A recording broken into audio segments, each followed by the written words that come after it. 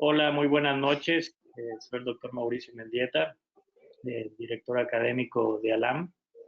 Y bueno, antes de iniciar esta sesión acerca de innovaciones y aplicaciones en escenarios clínicos, quiero hacerle la cordial invitación que estén pendientes de nuestras redes sociales, ya que la otra semana ya estaremos lanzando nuestro simposio en conjunto con la American Society of Reconstructive Microsurgery para el 22 de agosto. Ya tenemos un programa listo y será algo espectacular, un sábado de 3 horas y media, con sesión de paneles, de videos, de conferencias, de e-training también para los residentes.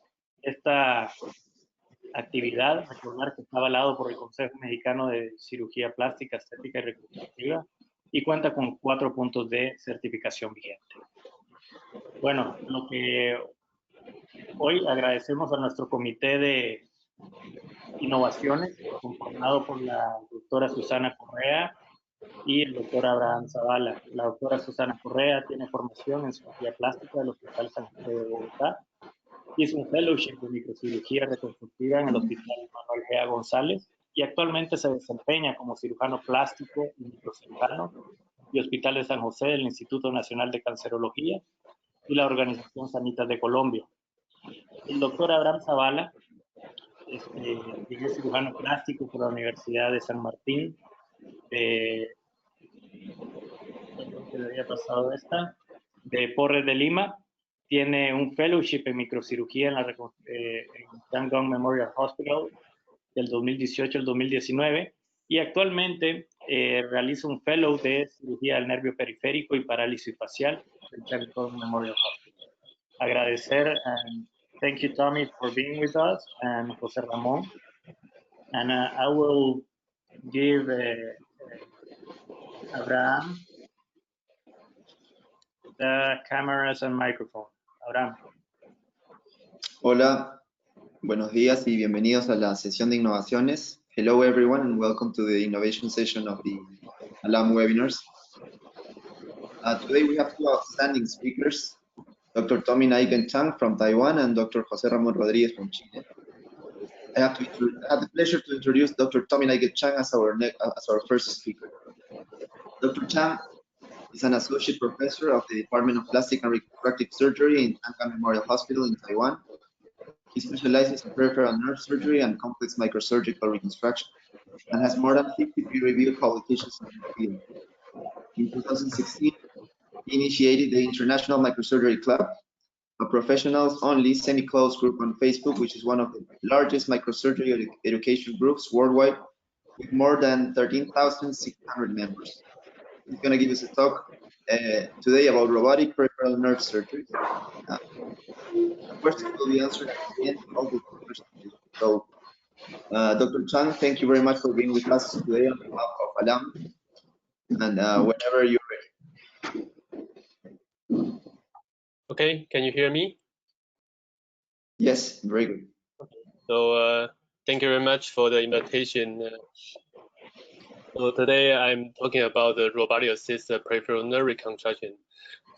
First of all, I need to thank you, the ALAM, and also to give me the opportunity to give everyone the talk today, and also appreciate my student Lisa to help me.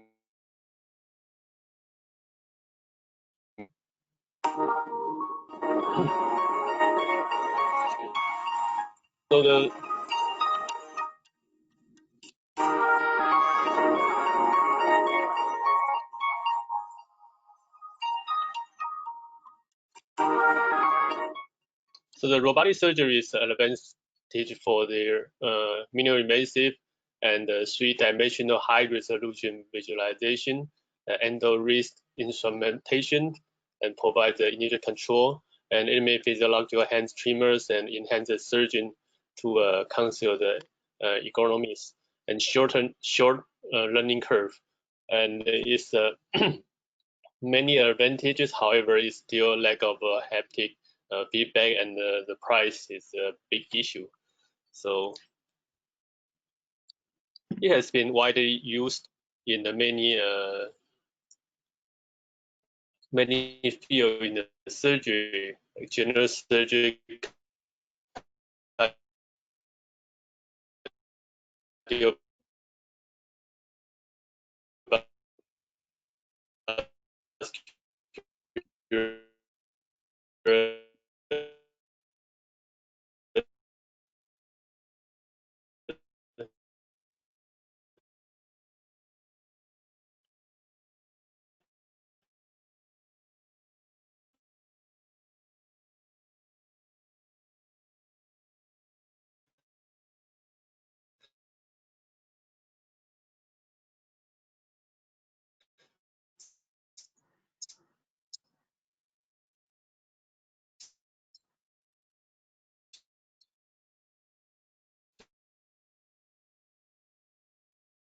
Parece que tenemos un problema de audio.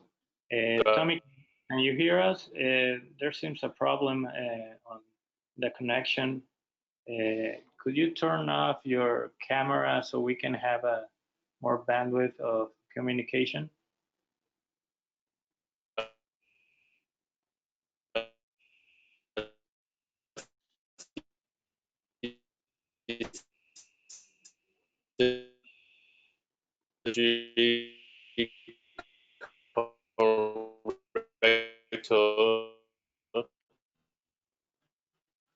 And urologic and cardiology, however, in our field is still very limited to use. So I would say it's still in a very ancient area. Talking about the robotic assist plastic surgery,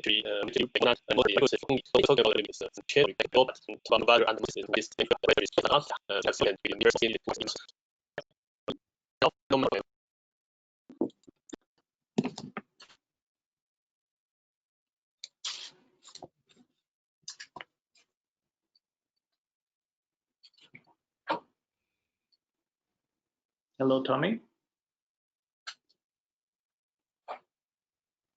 There seems your previous presentation. Okay, there we go.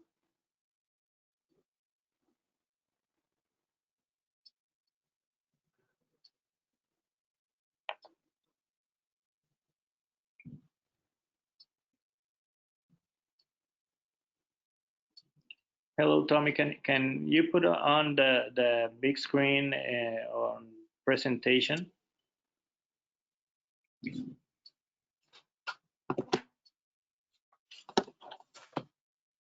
Hello?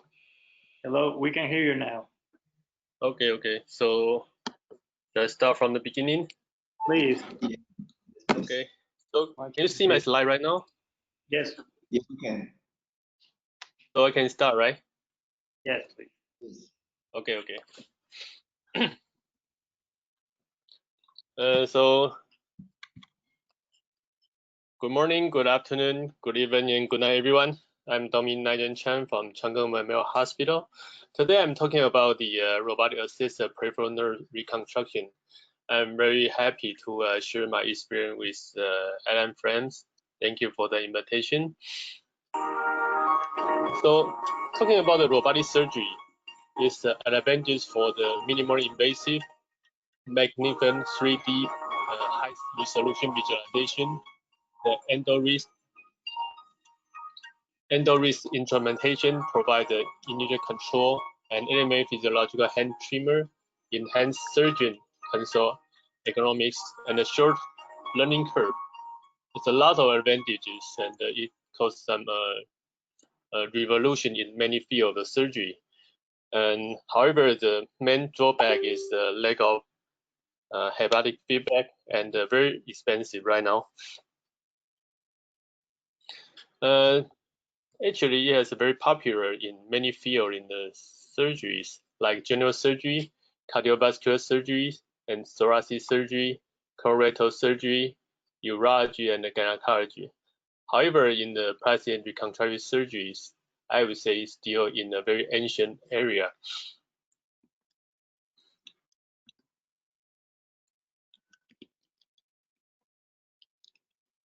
Talking about the robotic assisted plastic surgery, from later review, you may see nothing.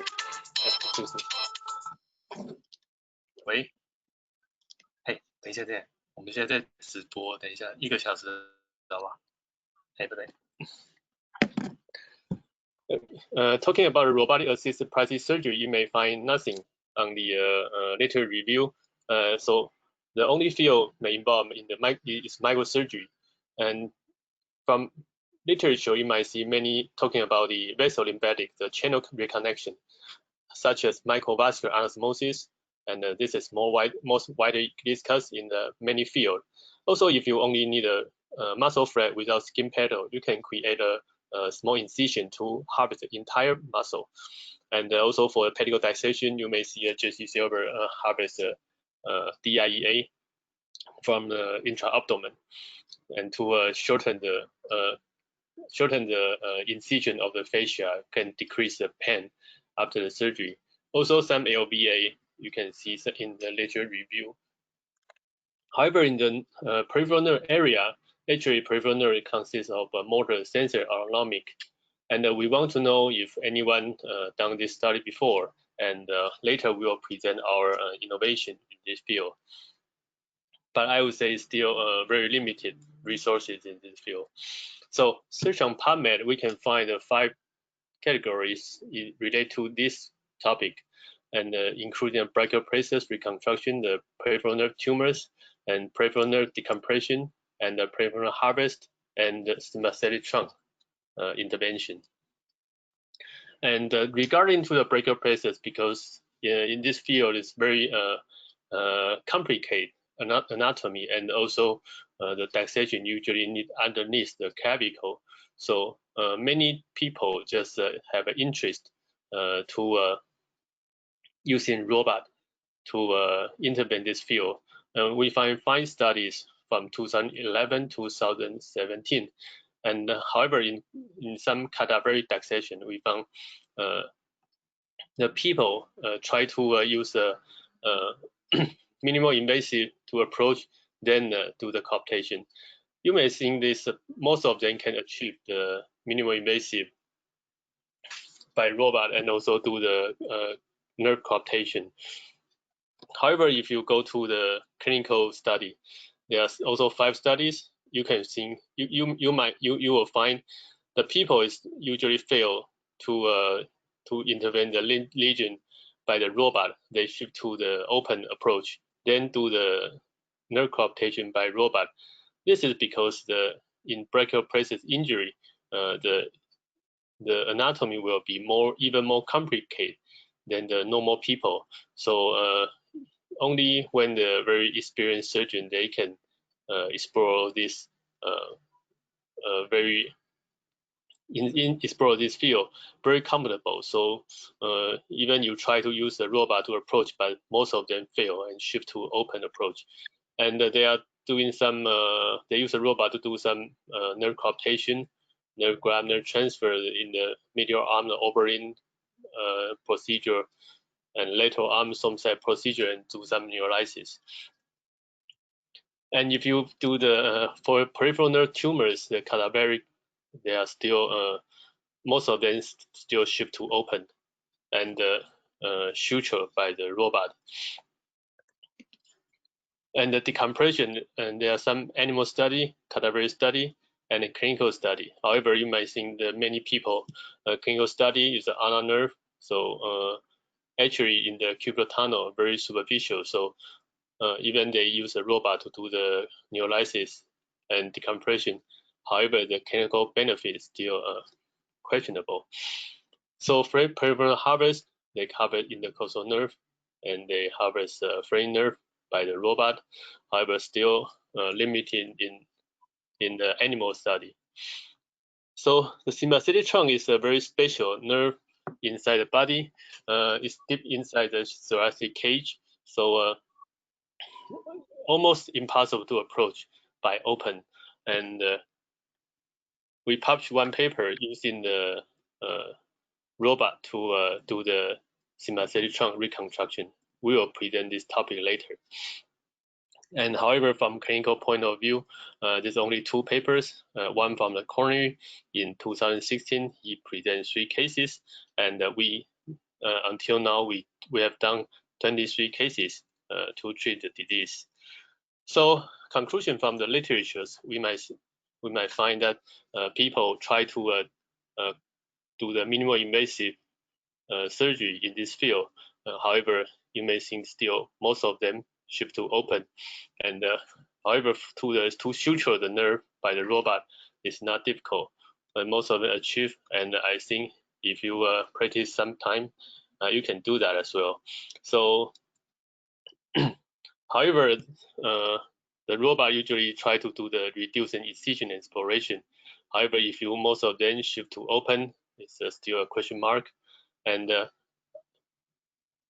but I think in some cases, if the rupture site is under the clavicle, the robot still has some benefit, help to visualize the lesion, and also avoid to the injury to the major vessels, and avoid the osteotomy of the clavicle. So still maintain the working space and the complications of anatomy in the brachial places, still a big challenge. And we found some summary from this literature review.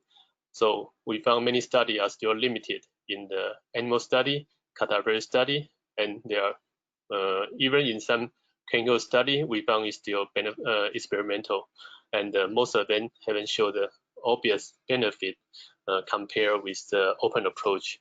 And we found that most of the approach are still very superficial, which is actually not the indication of a robotic surgery.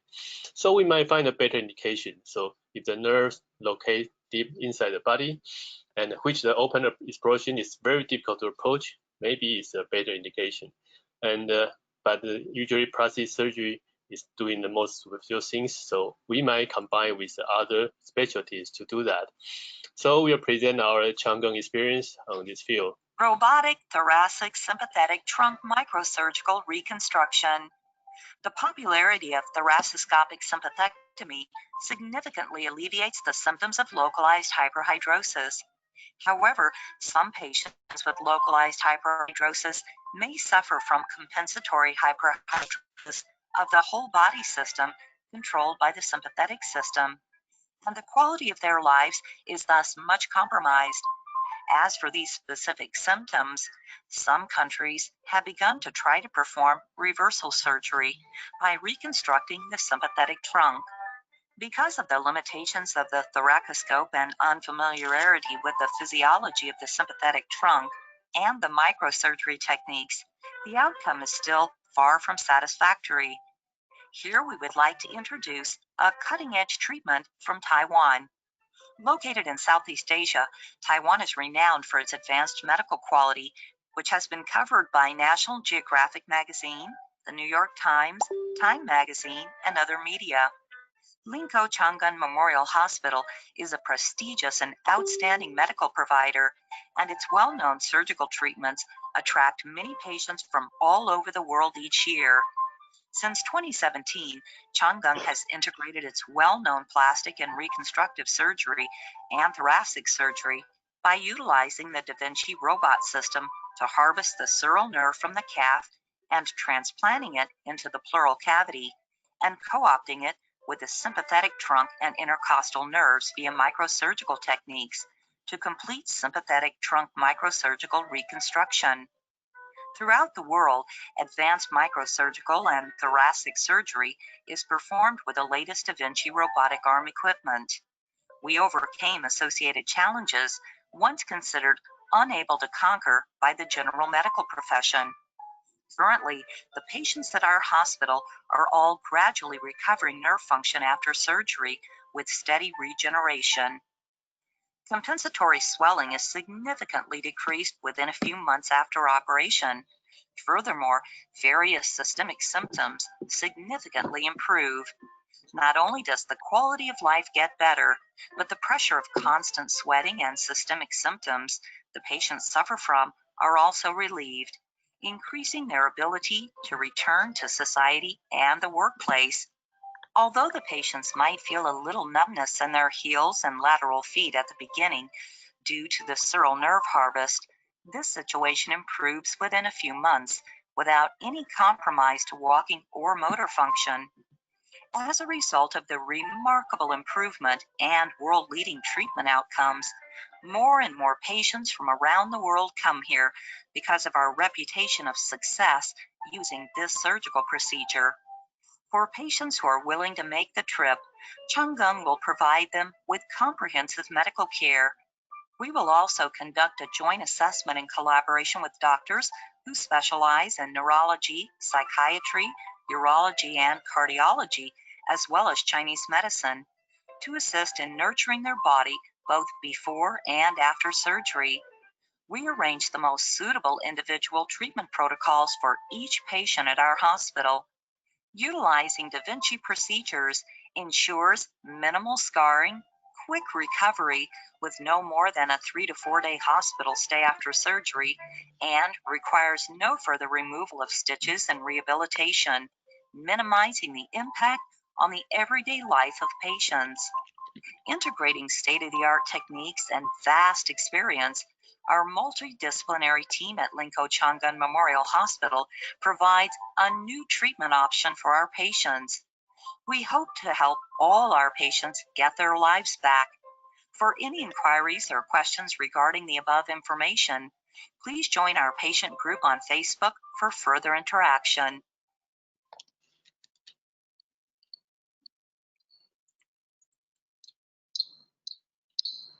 Okay, this is a brief introduction of this topic we working on in the past few years, and this is from the pulmonary hyperhidrosis, and this is 5% in Asian population. The hyperactive of the sympathetic system and causes skin problem and social interaction problem. And however, also some patients present with some other regional hyperhidrosis, including craniofacial, axial, and so. Actually, I found some patients receive this kind of surgery, endoscopic thoracic mastectomy, due to this regional hyperhidrosis. Also, some patients have received this surgery because only of the facial brush. So basically, this is a surgery performed by the neurosurgeon or a chest surgeon, and it's a T2, T3, or T4, and so for electric coagulation or cut or clip. There's a total interruption of the sympathetic trunk. So in this surgery is very popular in Taiwan, maybe 20 or 25 years ago, and to treat the pulmonary hyperhidrosis. However, in some patients, they found after surgery, the hand sweat stop. However, they followed by the compensated hyperhidrosis over the chest wall and back, and also the lower bodies. So, and this is irreversible. So, there's a photo from internet. Is the truth about ETS is not only the compensated hyperhidrosis, but also the overheat over the above the nipple line. So you may find that below the nipple line is like in the swimming pool, but above the nipple line is just very hot and intolerable. So this is the truth about ETS. But why this happened? If we go back to the literature review from the very big society to review all the related information about this surgery, ETS, we might find they first of all they compare the different treatment of the pulmonary hyperhidrosis from non-surgical to surgical, and for the ETS they conclude that it's expensive procedure, and also the causes some side effect, including the compensated hyperhidrosis and some other symptoms like pneumothorax, pain, and horner. It's mostly surgery related. However, it didn't mention the other side effect. And from the compensated hyperhidrosis, it might show that from literature review, it can be very high, almost 100%. And so the society also recognized this is obvious adverse effect after this surgery. So how patient present is like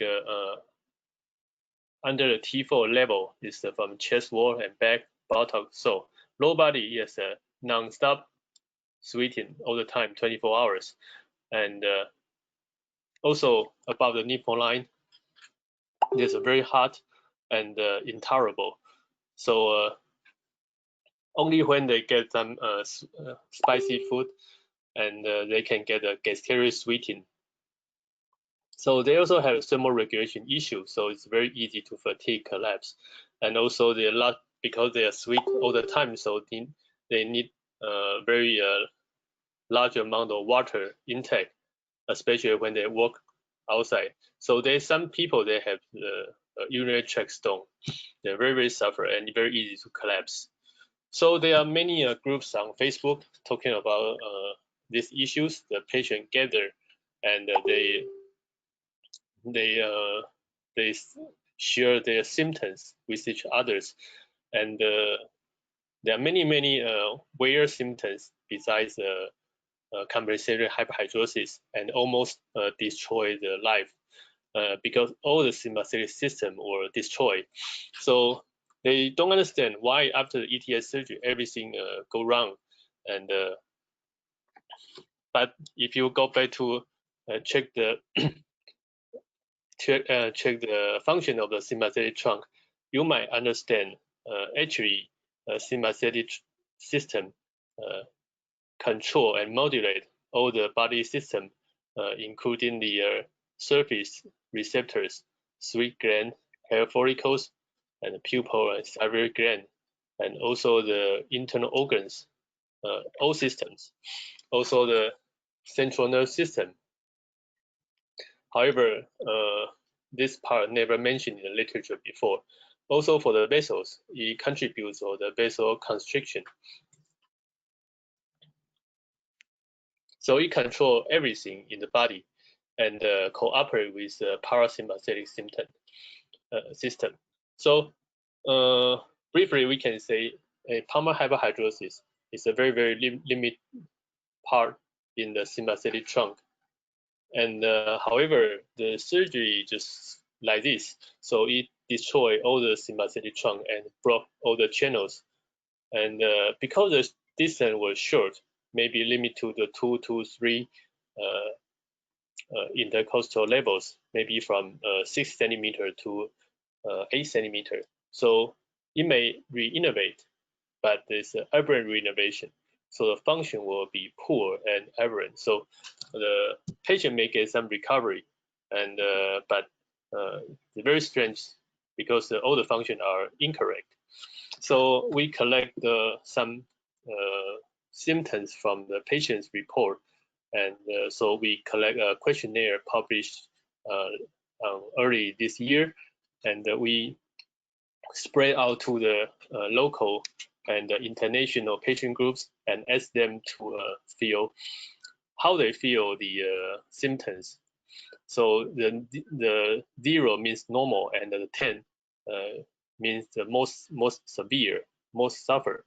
So in 141 patients, they received a surgery, ETS, because of the mostly pulmonary hyperhidrosis and some other local regional hyperhidrosis, including a sore, axillary, craniofacial, and 5% of them receive surgery due to only the facial brushing. So we can find from briefly to say, we can find the most suffer were compensating of the chest and back and the abdomen, buttock side, and the thermal regulation disorder. They are very severe, maybe around the 80% of people suffer from this. And however, you cannot ignore the other systems. Maybe it's around 50 to 70% of the symptoms present in all of the patients. So you can see it's very, very high and very suffer and almost impossible to cure. So we go back to the anatomy of the sympathetic trunk. Actually, it's deep inside the thoracic cage, so it's adjacent to the spine and behind the lung. So from surgical point of view, it's very difficult to approach. So when the chest surgeon or neurosurgeon to intervene this field, they need a one lung surgery to deflate the lung and approach the sympathetic trunk. But they only do the coagulation or cutting, so it's very easy. So also not only the sympathetic trunk itself, also you might find that this nerve connect to many nerves, many adjacent nerves, and one of these very important maybe the intercostal nerves. So it's very complicated anatomy in this area. From literature review, we found some approach, but very sporadic, limited case report, because after 1 or 2 cases, they give up. The approach is very difficult and no result. Most of them approach from the endoscope. However, the endoscope allow you to visualize the lesion. However, it cannot do the intervention very well, because the identification of the healthy nerve stump need experience and micro technique. The instrument of the endoscope is difficult to achieve. So until 2016, the only one paper using a robot is from the Dr. Connery in New York. He presents 3 cases using the robot to reconnect the intercostal nerve, or Shura. Anyway, it's 3 cases for the using robot to reconnect the sympathetic trunk. The first 2 cases were present very nice. However, the third one not very good. So after that, also patient still claim that he's still doing this field, but no more populations appear, and also it's weird that they cannot find the patients. So we are not sure if the Dr. Connery is still working on this field right now. So our modification is that because in the past, from the literature review, all the sympathetic trunk reconstruction was done by the thoracic surgeon themselves. So they don't have micro training, so they can explore the thoracic cavity very well, but maybe not a good idea to do the microsurgery. So our approach is that we use a 2-team approach. The chest surgeon, my partner, Dr. Zhao, is the chief of the department. Also, he has more than 200 cases experience of robotic surgery in the thoracic cage. So he's an expert in this field and guide me to the sympathetic trunk to direct on the lesion. So he do the approach and help me to identify the lesion, and I just cut the nerve and find a healthy stump and do the coaptation. So not only the sympathetic trunk itself, we try to reconnect the intercostal nerves by different methods, end-to-end or end-to-side or side-to-side.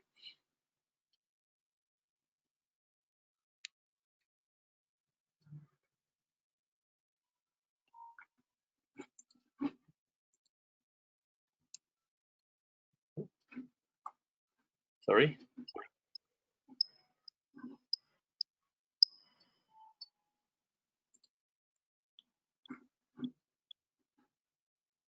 Sorry, my PowerPoint is just closed.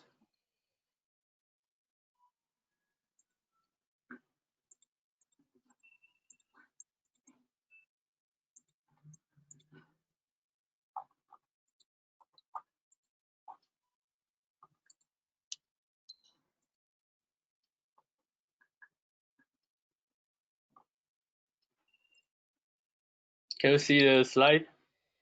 Yes, perfectly.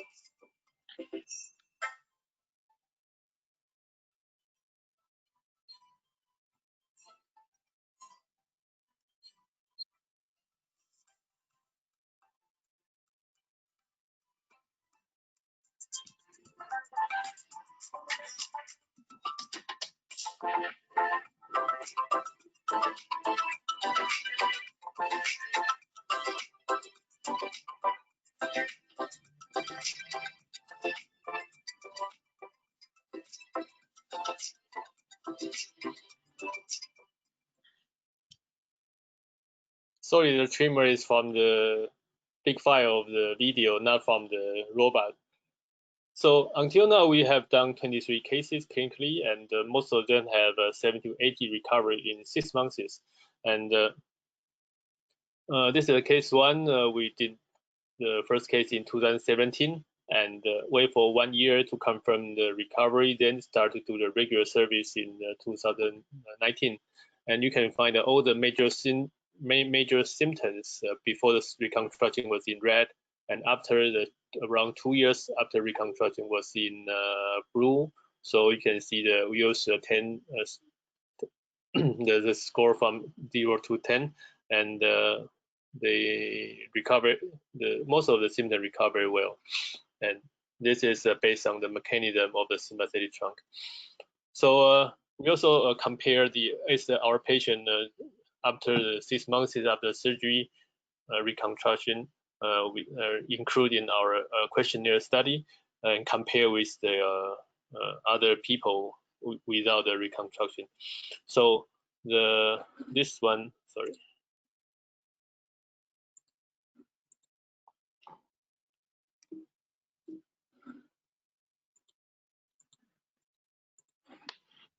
So you can see the left side is ETS is case 141 was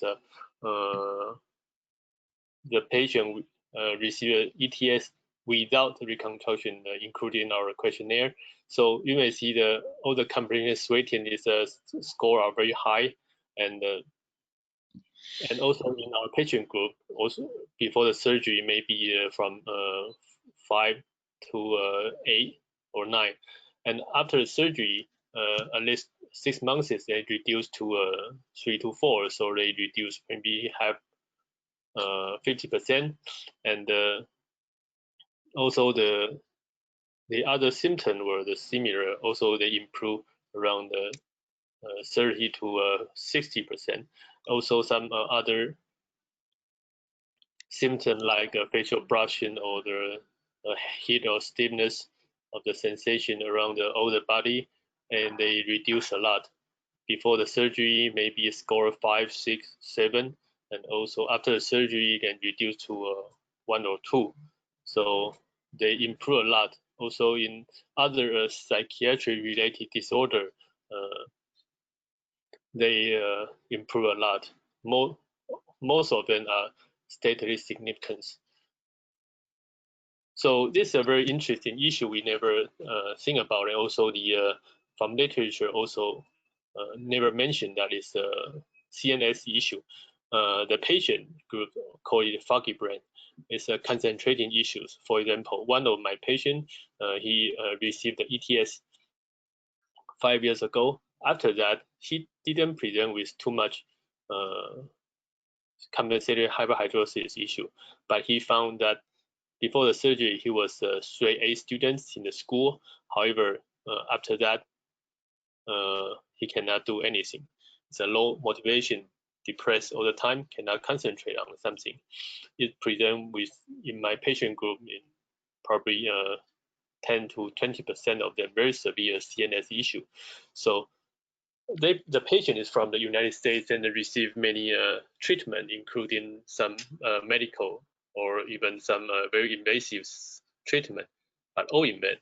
So the patient finally he contacted us to do the reversal surgery, because although not direct,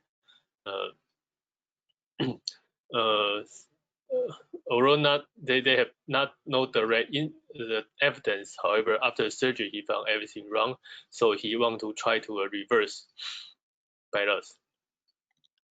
So 3 months post-op, we do the same procedure for him, and the 3 months post-op, he found the symptoms relief maybe half, and also he contacted me 1 or 2 months ago. Around almost 1 year, he found much better.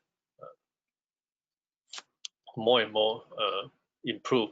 So it's been about 10 weeks, and the difference that I've seen so far is my energy level has gone up. I am less tired than I used to be before. My brain fog is also quite less compared to what it was before. I used to forget a lot of things, but that doesn't happen as much as it used to. I am an accountant by profession, so that involves me working with different systems and gathering data from different systems. Before the reversal, when I was facing the symptoms, I used to get confused and I was not able to figure out what system I should use and when I should use it and how the different systems connect with each other. But after the reversal, I could see within myself that process has become simpler for me. So for me, I could see that my analytical skills are getting back to where it was before. My energy is moderately high compared to before, not high, but there's still a long way to go in terms of getting to the optimum level. But I am happy with what it is right now. I can work for a regular work day without needing to sleep or take a nap. So at this moment, post reversal, I'm happy with my decision to go through the reversal. And once I feel more differences, I will let you know with a new video. Thank you. Yeah, this is a patient report outcome 2.5 months post-op. Now it's 11 months post-op, and he told me that he feels much better than before, so he's continue to improve. So the tentative conclusion until now is that I think this robotic approach to reconnect the sympathetic trunk is effective procedure, and most of patients present with remarkable improvement after 3 to 6 months post-op.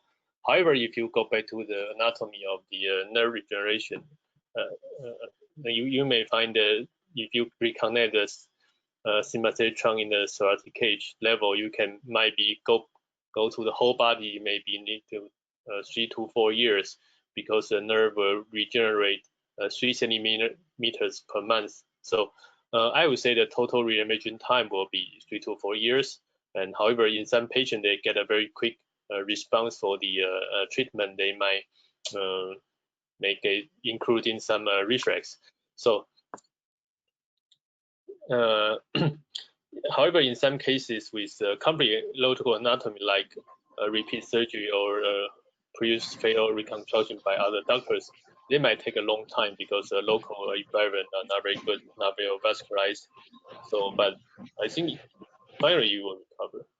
So the tentative conclusion is that the sympathetic trunk by a robot is a strong indication, because the target surgical area is very located deep inside the bodies. And in the past, nobody can do that, so I think we create this field. I know in Latin America, there's still many patients suffer from this issue. And I hope some of them, if you are interested, can contact me. I can talk about it. We can teach other doctors to do that. Another breakthrough is peritoneal harvest. We do nowadays during the breast reconstruction. We combine 3 surgeons. General surgeon cut the breast tumor, and I will harvest in the coastal nerve by the robot, and also the waist reconstruction surgeon, they can use the robot to harvest the EIEA by abdomen area. So one robot can be 3 doctors to use to accomplish one case. And this is indication is for the because nowadays the breast surgeon usually do the very small incision to cut the breast tumor for the cosmetic issue, and also the if we can do that, we can avoid the big traction of the breast skin, so to minimize the suffer post-op. So usually we do that nowadays. After the breast surgeon excise the tumor, the incision will be 4 to 5 centimeters, and by this small incision, we will do the nerve harvest. Also, the reconstructive microsurgeon can put the thread inside, do the vascular anastomosis, but they usually do by thoracodorsal artery vein. So still easier by the hand sewing. So from my part, I harvest the nerve and also the dissect from lateral to medial, have the motor nerve as a nerve graft coiled to the sensory branch to become the neurotization.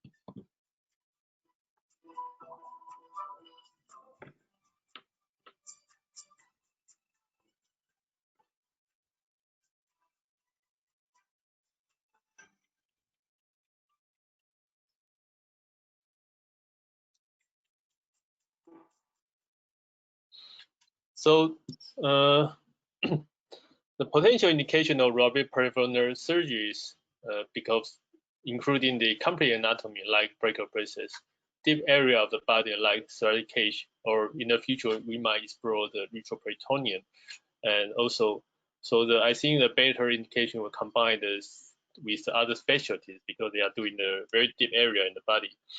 However, now the limitation still because of high cost of this system and lack of a dedicated microsurgery instrument designed for microsurgery, and most peripheral nerve surgery are superficial, so maybe a direct exploration is most straightforward. In conclusion, the robotic assisted surgery is still in the early stage in our field, and still we are waiting for the good result in the future. And I think if we can find a good indication, and they will definitely improve the patient's outcome. Thank you very much. Thank you very much, Tommy, for sharing your experience on this exciting topic. I'm sure we're going to have a lot of questions at the end, so I would like to invite you to join the discussion at the end of the two presentations. Le doy el pase ahora a la doctora Susana Correa para que presente al siguiente ponente. Bueno, vamos con el siguiente ponente, que es el doctor José Ramón Rodríguez.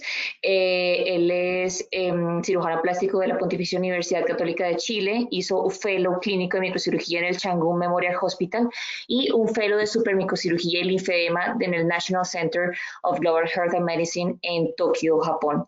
En este momento se desempeña como cirujano plástico del Hospital Sotero de Río y Clínicas Las Condes en Chile, y el día de hoy nos va a hablar sobre procedimientos en supermicrocirugía y planeamiento quirúrgico con ultrasonido. Muchísimas gracias, José Ramón, por estar hoy con nosotros. Bienvenido. Muchas gracias, Susana, por la introducción, y gracias al comité organizador de ALAM por darme la oportunidad de formar parte de esta serie de webinars.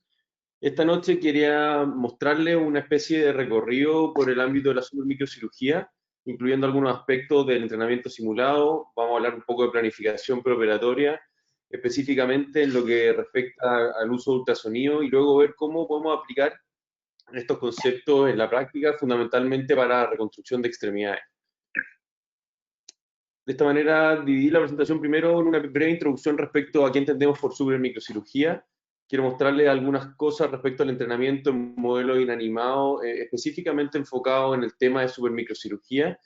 Y fundamentalmente nos vamos a enfocar en un tema que yo creo que es muy importante y que no se le ha dado tanta importancia en años anteriores, como es la planificación de colgajos y el mapeo perforante utilizando ultrasonido hecho por el propio microcirujano.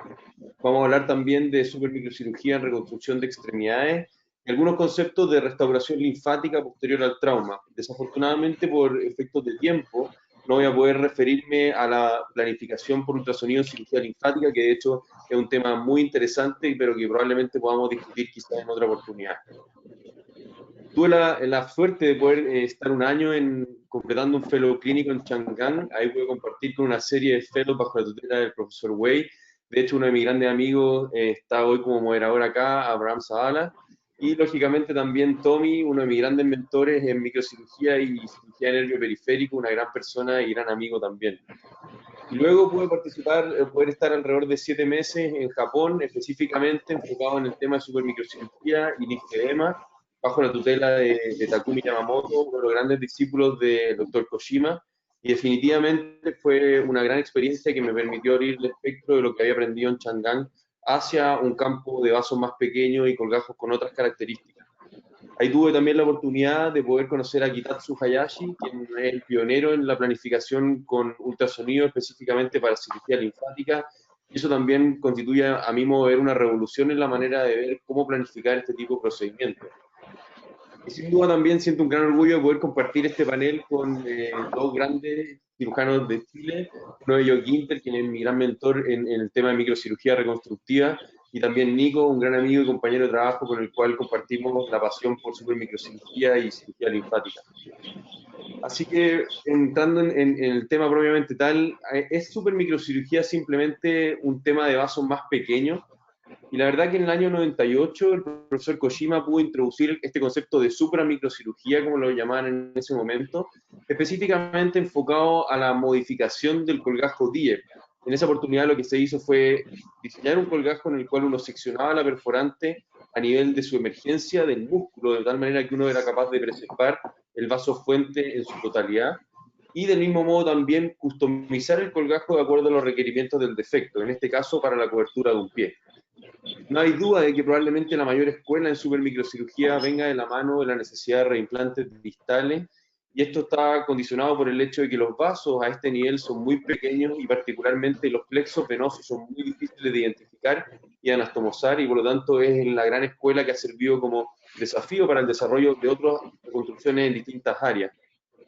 Es así como en el año 2010 se decidió dar una especie de definición de consenso de qué se entiende por supermicrocirugía, y constituye el conjunto de técnicas para disección y anastomosis neurovascular para estructuras que tienen entre 0,3 y 0,8 milímetros de diámetro. Lógicamente esto también va de la mano con el uso de instrumental delicado y también suturas finas con agujas que van entre 30 a 80 micrómetros de diámetro. Es por eso que si uno compara en una escala, por ejemplo, con otros procedimientos de cirugía vascular, es realmente llamativo como, por ejemplo, al comparar una vénula de 0,3 milímetros con una arteria epigástrica inferior, la diferencia es sustancial, de tal manera que es lógico pensar que existen una serie de conceptos y también de instrumental y técnicas que nos permitan abordar anastomosis de esta naturaleza con menor dificultad y también que sean efectivas. En ese sentido, las ventajas de la supermicrocirugía siguen siendo prácticamente las mismas que las que se estipularon en ese primer artículo del doctor Kojima. La idea inicial es poder tener un tiempo operatorio reducido, ocupando vehículos cortos y una anastomosis de vasos más pequeños. Se minimiza la morbilidad de la zona de ahora, también minimizando el tema de disección y la preservación de músculo dentro de lo más posible. Es factible además también caracterizar el colgajo en términos de composición y de su grosor, de acuerdo a los requerimientos del defecto. Y el hecho de ocupar perforantes como vasoreceptores definitivamente nos da una mayor versatilidad para poder decidir dónde poder conectar este colgajo. Y por otra parte también tenemos todo el espectro de la cirugía linfática, lo cual va desde LVA hasta transferencia de vasos linfáticos, entre otros temas. Permiso. ¿Se ve la pantalla, cierto, Susana? ¿Aló? Sí, perfecto, sí se ve. Sí, ok, perdón. Entrando al tema de entrenamiento en supermicrocirugía, la primera pregunta que surge es si acaso la supermicrocirugía es para todos. Yo creo que en ese sentido la respuesta es que probablemente sí. No creo que anastomosar un vaso más pequeño requiera a alguien específicamente muy talentoso, ni mucho menos. Sin embargo, si acaso requerimos un entrenamiento adicional en comparación a la microcirugía convencional, y yo creo que en ese sentido es algo que es definitivamente absoluto. En el año 2016, dentro de nuestros propósitos en ese momento, era poder desarrollar un currículum de entrenamiento basado en modelos inanimados, y utilizábamos el ala y el muslo de pollo para poder hacer una secuencia de entrenamiento para gente que no tenía entrenamiento en microcirugía. Y en ese momento la prueba más difícil era, por ejemplo, anastomosar la arteria ulnar, la cual tiene alrededor de 1 milímetro, y podíamos ver incluso las venas concomitantes de la arteria ulnar, las cuales nos parecían muy pequeñas como para que pudiese ser anastomosable por alguien sin un entrenamiento avanzado. Y es así como nuestro mismo grupo, liderado por el doctor Cifuentes, fueron capaces de desarrollar un modelo de entrenamiento en supermicrocirugía, el cual involucraba disección intramuscular bastante extensa utilizando el muslo de pollo, mediante lo cual uno conseguía acceder a ramas de 0.3 o 0.5 milímetros. Y en paralelo, el grupo de Wei Chen hizo algo similar utilizando el muslo de pollo, de tal manera que fueron capaces de estandarizar que ramas secundarias o terciarias alcanzábamos vasos que podían tener 0.4 o 0.5 milímetros. Sin embargo, volviendo un poco al tema del uso del ala de pollo, la verdad que a mí me había quedado en mente la utilidad que podía tener el uso de las venas concomitantes de la arteria ulnar, debido a que aquí no necesitamos disección intramuscular. Y es así como a esto le llamamos la especie de cajita de entrenamiento en supermicrocirugía. Y de este modo uno consigue un set de vasos sanguíneos que tienen un diámetro externo que va entre 0.2 a 0.35 milímetros de diámetro en promedio, y es por lo tanto una herramienta de entrenamiento bastante útil si queremos ocupar un modelo de entrenamiento también de supermicrocirugía avanzada, es decir, vasos bastante pequeños. Y de hecho, el concepto de utilizar venas también tiene algunas ventajas adicionales a mi modo de ver, ya que son más difíciles de identificar el lumen, tenemos una mejor semejanza con vasos linfáticos, y tenemos además un set de vasos que nos dan suficiente longitud como para poder entrenar en distintas configuraciones dentro de una misma área sin necesidad de realizar disección intramuscular. Y de hecho también el ala de pollo tiene otras ventajas, por ejemplo, si utilizamos la parte más distal, si uno quisiera tener un vaso con distinta consistencia, por así decirlo, podemos ocupar la vena subcutánea en combinación con la arteria metacarpiana que se encuentra bajo este músculo, y de esa forma podemos tener una configuración que se asemeja mucho a una anastomosis linfático-venosa en la vida real, de forma rápida y con una disección bastante mínima. Sin embargo, aparte del modelo, creo que también es importante modificar cuál es nuestra especie de concepción mental microquirúrgica. ¿Y qué quiero decir con esto? Con que habitualmente cuando hacemos una anastomosis microquirúrgica requerimos de la canulación del vaso como para poder cerciorarnos de que estamos dentro del lumen. Sin embargo, en supermicrocirugía esto es muy poco frecuente y en vasos que se encuentran bajo 0.5 milímetros es prácticamente imposible. De tal manera que en ese escenario tenemos que recurrir a la especie de sensación que se logra con la aguja, con el objeto de dilatar el vaso, confirmar la canulación del lumen y a la vez también evitar la inversión del sitio de anastomosis. Otro factor muy importante es enfatizar la importancia del trípode en la mano. Es necesario darle mayor importancia a la musculatura intrínseca con el objeto de lograr estabilidad, y asimismo también el hecho de trabajar en un ambiente de alta magnificación le da mayor importancia a poder utilizar pedal con el objeto de ajustar la presión que ejercen las manos en el campo operatorio. Entrando en el tema de planificación preoperatoria, la verdad que las dos herramientas más difundidas siempre han sido el Doppler de superficie, que indudablemente nos permite identificar una perforante con algún grado de precisión, y la angiografía CT o angiotac.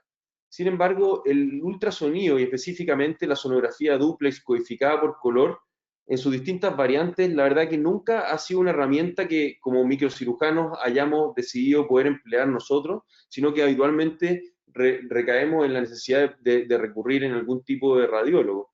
No obstante, durante los últimos años esto ha ido cambiando y la verdad que constituye, a mi modo de ver, una verdadera revolución. Volviendo al tema de la angiotac, tenemos distintas ventajas. Sabemos que no es operador dependiente, es fácil y rápido de leer y nos permite hacer una reconstrucción tridimensional bastante acuciosa. De hecho, Nico nos mostró con mucho detalle cómo es factible poder planificar un colgajo SCIP utilizando planificación mediante angiotac. No obstante, tiene algunas desventajas que van de la mano del hecho que requiere radiación ionizante, es menos preciso para vasos que están bajo 0.5 milímetros y definitivamente no tenemos la posibilidad de evaluar la perfusión intradérmica o el flujo sanguíneo en tiempo real. Y otro factor que yo considero que es muy importante considerar es el hecho de que si bien en el SCIP podemos hacer una especie de traducción de las marcas que tenemos en profundidad hacia la superficie, en colgajos donde tenemos una superficie curva como el ALT o el colgajo PAP, por ejemplo, Esto puede constituir una limitación al momento de querer planificar con AngioTAC. Es así como la sonografía dúplex codificada por color o ultrasonido ha demostrado tener la mayor sensibilidad y valor predictivo positivo para la identificación de perforantes. Esto es factible para detectar vasos de alrededor de 0.2 milímetros, y eso sin considerar cuando utilizamos equipos de ultra alta frecuencia. De esta forma es posible hacer una evaluación en tiempo real del flujo sanguíneo a nivel de la cama del paciente y hecho por el microcirujano. Esto es comparable, por ejemplo, a lo que ocurre en cirugía digestiva cuando un cirujano, por así decirlo, quiere resecar un tumor del tracto digestivo alto. En la mayoría de los casos es el mismo cirujano el que quiere evaluar al paciente con endoscopía. Por lo tanto, ¿por qué no querer tener un mapa propio de cuál va a ser la vasculatura que vamos a encontrar al momento de hacer una elevación de un colgajo? Hay desventajas, como por ejemplo la curva de aprendizaje, que está fundamentalmente por el hecho de necesitar habituarse a las características del equipo, y el tiempo que toma la medición del examen. Esto es relativo de acuerdo a la cantidad de información que uno quiera obtener. Si solamente queremos localizar la perforante, la verdad que esto puede ser incluso bastante más rápido. Lo que vemos en ultrasonido, y esta es una especie de norma, es también dependiente de una materia de frecuencias. De esta forma, el requisito básico es tener un equipo de alta frecuencia de más de 10 MHz, y si queremos ver aún más, podemos tener un equipo de ultra alta frecuencia de más de 30 MHz. Lógicamente, el costo de este segundo equipo es superior a los $100.000 y por lo tanto su accesibilidad es bastante más limitada. Y en este caso nos vamos a referir fundamentalmente a equipos de alta frecuencia. Estos equipos tienen transductores multilineales, en general el rango va de 12 a 17 MHz. Lo ideal son equipos con 12 MHz, la resolución es de 0.2 milímetros, y habitualmente nos movemos en un rango de profundidad que va entre 1 a 5 centímetros. Los equipos de ultra alta frecuencia, en tanto, pueden alcanzar a 48 o 70 MHz, y los límites de resolución son bastante sorprendentes, incluso 10 veces mayores que para equipos de alta frecuencia, llegando hasta 0.03 milímetros. El rango de profundidad va a depender de la longitud de frecuencia, y para el transductor de 70 MHz es de alrededor de 10 milímetros. Y el equipo más común es el VivoMD, que fue desarrollado por Fuji, de tal manera que con estos equipos de ultra alta frecuencia nos enfocamos fundamentalmente en la evaluación en el plano que se encuentra bajo el centímetro de profundidad. Aquí tenemos un ejemplo. En la parte inferior de la imagen vemos cómo un equipo de alta frecuencia nos permite vislumbrar el nervio mediano y a la vez un esbozo de los distintos fascículos. No obstante, mediante ultra alta frecuencia y moviéndonos en un rango de 5 milímetros de profundidad, podemos identificar cada fascículo en forma independiente con una resolución que es sorprendente. Hay dos artículos que les quisiera recomendar si es que están interesados en interiorizarse en el tema de planificación preoperatoria con ultrasonido.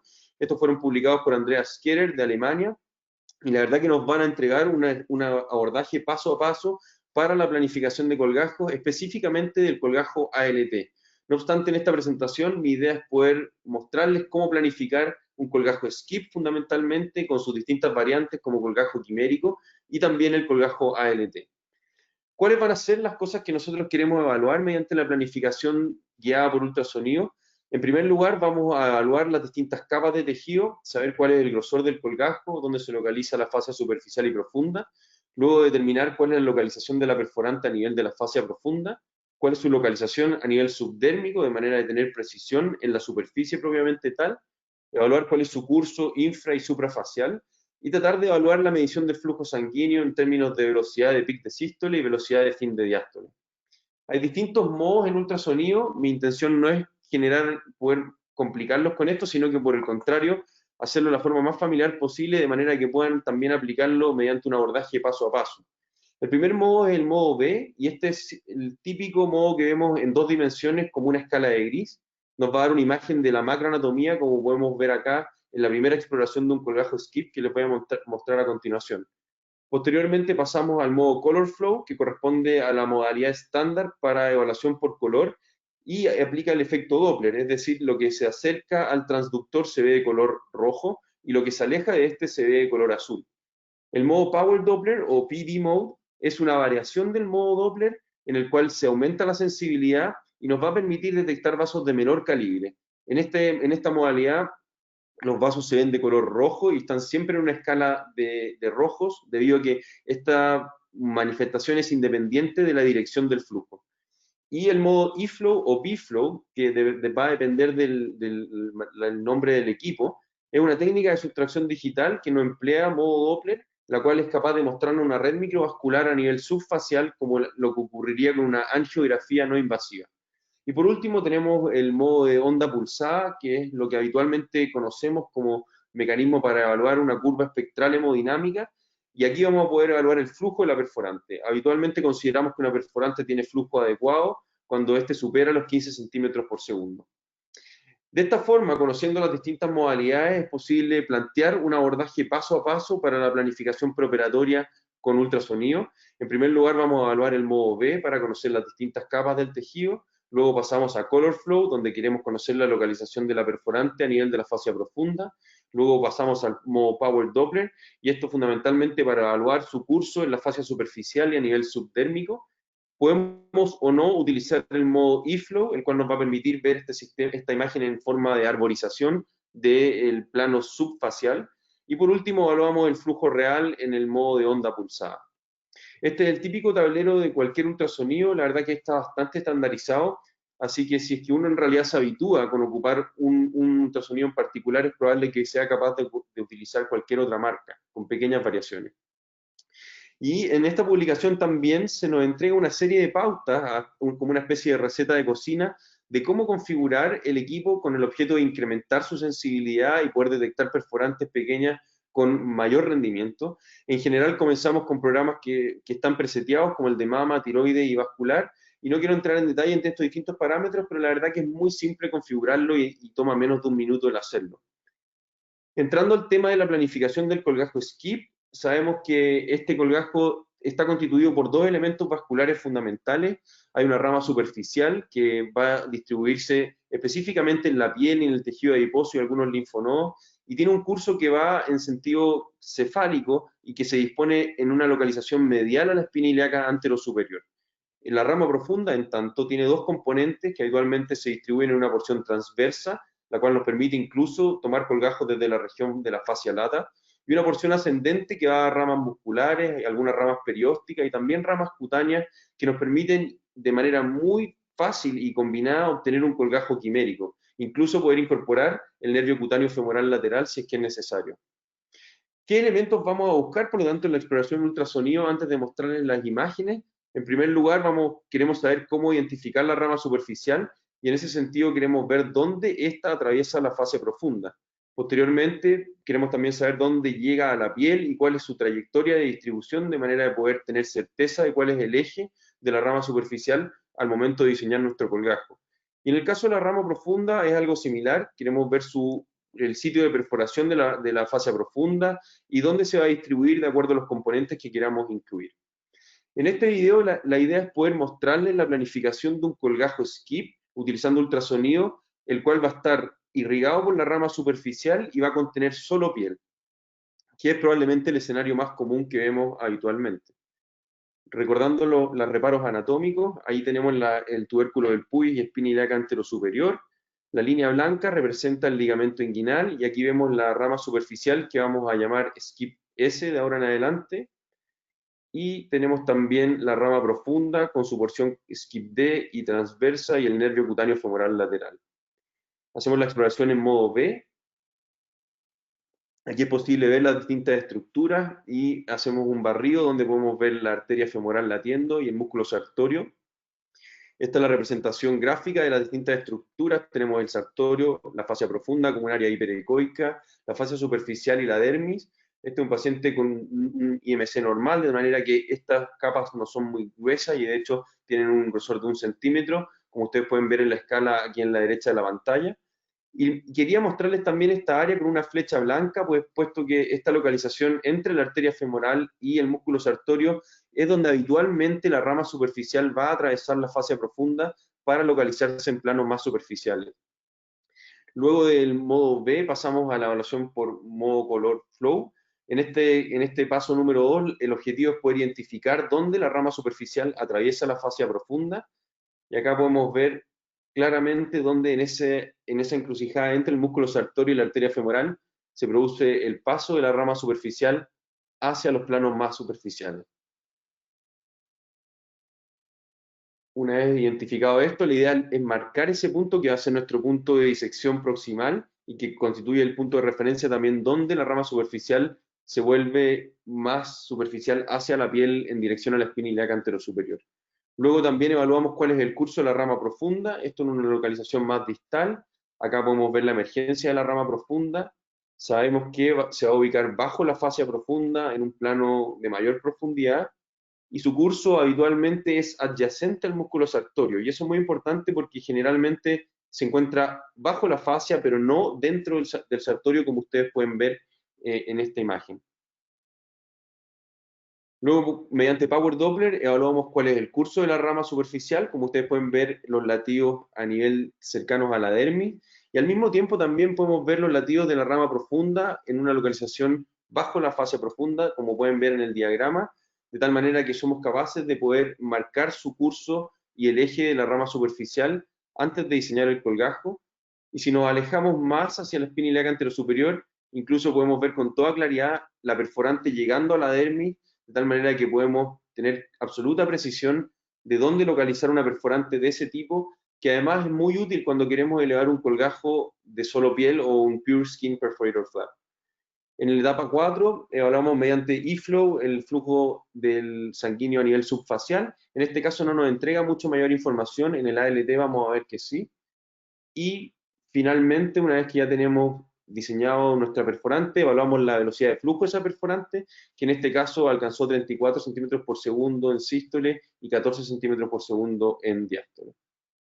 Un ejemplo, más adelante vamos a entrar en más detalle del método de elevación del colgajo skip, pero en este caso quería mostrarles cómo fue la marcación y cómo esto se refleja en el intraoperatorio. Un paciente de 13 años con un defecto, luego una cirugía ortopédica. Marcamos algunas perforantes adyacentes, pero la verdad que teníamos vasos dentro del defecto, y aquí podemos marcar el eje de la rama superficial, e incluso si ustedes lo notan, este diseño es un poquito distinto a lo habitual, ya que dejamos un segmento donde explorar primero a nivel proximal, de manera que podemos visualizar los vasos y luego continuar con la elevación del colgajo.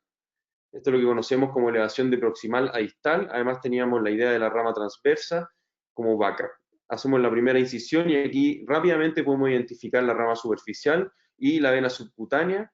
Podemos elevar el colgajo en un plano supraescarpa, en un colgajo pequeño, un defecto no muy grande. Y afortunadamente podemos hacer anastomosis en el mismo efecto, con lo cual se resuelve el problema con una mínima morbilidad de la zona de ahora. Respecto al colgajo anterolateral de muslo, es probable que los reparos anatómicos sean más familiares para la gran mayoría de nosotros. Hacemos una nueva exploración en modo B. Acá lo que queremos ver es la ubicación del septum, del vasto lateral recto femoral, como pueden ver acá. En la representación tenemos el vasto intermedio por abajo y esta zona hiperecoica es la fascia profunda, fascia superficial y la dermis. En algunas ocasiones, si tenemos dudas del septum, podemos pedir que el paciente contraiga la pierna, extienda la pierna y con eso el septum se contrae, como podían ver en la imagen. Luego pasamos nuevamente a Color Flow. Aquí es un poco distinto, ya que queremos identificar la rama descendente primero, ver el curso de la perforante en el plano subfacial y luego ver dónde la perforante va a atravesar la fascia profunda. En este caso vemos que la rama descendente se ubica específicamente en la intersección de ambos músculos, en el septum propiamente tal, y posteriormente, como van a poder ver, tiene un curso que va por debajo del músculo vasto lateral, y es aquí donde da origen a una primera perforante que tiene un trayecto intramuscular relativamente corto. Luego podemos ver cómo llega y atraviesa la fascia profunda, e incluso como tiene un calibre adecuado, en modo Color Flow podemos ver su entrada a nivel subdérmico. Esta es la representación tridimensional de la perforante. Se preguntarán por qué no se ve toda la perforante de esa forma en la primera exploración, y es porque habitualmente el transductor requiere de visualizarlo en distintas proyecciones para poder tener una idea de cuál es su distribución tridimensional. No obstante, mediante la manipulación uno logra verlo y hacerse una idea mental de cuál es el trayecto. Y aquí más lateral podemos encontrar otra perforante de similares características por un trayecto intramuscular más largo. El calibre a nivel subfacial es de 0.8 milímetros, e incluso si aumentamos el tamaño de la caja de color, podemos ver el trayecto suprafacial de ambas perforantes. Utilizamos Power Doppler, en este caso no nos entrega mucha más información, ya que la perforante tiene un buen calibre y era posible verla con Color Flow. Y en el paso 4 evaluamos con eFlow el trayecto subfacial. Aquí ustedes pueden ver que es bastante representativo y nos da una información muy clara de cuál es el curso de ambas perforantes. e incluso nos permite hacernos esta idea de cómo ambas se originan de la rama descendente y dónde llegan a la piel. Finalmente evaluamos la velocidad de flujo mediante onda pulsada y nuevamente vemos que el flujo en esta perforante tiene una velocidad que es adecuado y supera los 11 centímetros por segundo, llegando hasta casi 30. Acá un caso representativo de una ALT supraescarpa. A veces es confuso hablar de ALT delgado, ultra delgado, por eso preferí indicar el plano de disección. Un paciente con un accidente de motocicleta. No necesitamos muchos componentes, sino que simplemente reemplazar la cobertura cutánea, de tal manera que enfatizamos este concepto de zona caliente y zona fría. Cuando ya tenemos una buena planificación, esto es mucho más fácil y más rápido, y nos permite elevar un colgajo delgado, en el cual prácticamente esta elevación es rápida, no necesita mayor detalle, y podemos ver también cómo coincide con la planificación preoperatoria de dos perforantes adyacentes que se originan de la rama descendente, lo cual nos permite una reconstrucción con un contorno adecuado en un solo tiempo. Algunos conceptos de cómo aplicar esto en reconstrucción de extremidades. Los principios fundamentales por los cuales tratamos de regirnos actualmente es primero una planificación preoperatoria acuciosa, utilizando ultrasonido. Mediante eso podemos ver las características del defecto, las características del colgajo, identificar vasoreceptores idealmente en la vecindad del defecto o dentro del defecto. Diseñamos el colgajo y sus componentes de acuerdo a lo que necesitamos. Cuando se trata de un colgajo de piel mediano o pequeño, la mayoría de las veces tratamos de ocupar el colgajo skip. Si es un colgajo de mayor tamaño, ANT. Cuando necesitamos hueso y el tamaño del defecto óseo es mediano o pequeño, ocupamos skip o cóndilo femoral medial. En mi opinión, el cóndilo femoral medial tiene la ventaja que nos permite segmentos óseos en forma quimérica y además nos permite también tomar mayor periósteo. En casos que el defecto es muy grande, no nos queda otra que ocupar la fíbula, pese a la morbilidad de la zona ahora. Respecto al intraoperatorio, la elevación, y aquí vamos a entrar en un detalle que les voy a mostrar a continuación, específicamente para el colgajo skip, mi preferencia es la elevación de proximal a distal. Habitualmente lo hacemos sobre la fascia superficial o como un colgajo de solo piel cuando es necesario, y en la mayoría de los casos ocupamos solamente electrobisturí en una configuración de 15 de intensidad en coagulación. En la mayoría de los casos también recurrimos a la exploración intraoperatoria con Doppler como backup. Para la anastomosis arterial, la mayoría de las veces es término lateral cuando el vaso es el vaso fuente, o término terminal si es una perforante, y para anastomosis venosa lo hacemos de acuerdo a la discrepancia de los vasos. Respecto al manejo postoperatorio, en la mayoría de los casos con vasos pequeños ocupamos infusión de prostaglandina y también aplicamos el protocolo de compresión que ha sido propuesto por el grupo de Corea. Acá, volviendo al concepto de elevación del colgajo lateral a medial que ha sido difundido por el grupo del profesor J.P. Hong, hacemos una incisión lateral a medial, ¿cierto? Y en esta configuración, la mayoría de las veces el origen de la rama superficial está inserto en el colgajo, de tal manera que tenemos que navegar un poco para identificar primero, en la mayoría de los casos, la perforante de la rama profunda, luego la rama superficial y en la parte lateral la vena subcutánea. Sin embargo, nos quita un poquito de versatilidad, ya que el pedículo se vuelve más corto y a la vez también tenemos algún grado de incertidumbre en esta disección para poder identificar los distintos componentes. Es así como la variante, por ejemplo, es ocupar el método de elevación proximal a distal que les mencionaba anteriormente y que ha sido difundido por el grupo de Hidehiko y Takumi. Este método tiene la ventaja de que la incertidumbre es menor, uno hace una incisión inicial, identifica el vaso y luego continúa con la disección. Esto nos permite tener pedículos más largos y a su vez también evaluar la rama superficial versus la rama profunda o incluso la epigástrica superficial para poder comparar el calibre de los distintos vasos. Y definitivamente, como vamos a ver en uno de los casos al final de esta presentación, es crucial cuando queremos hacer un colgajo skip quimérico.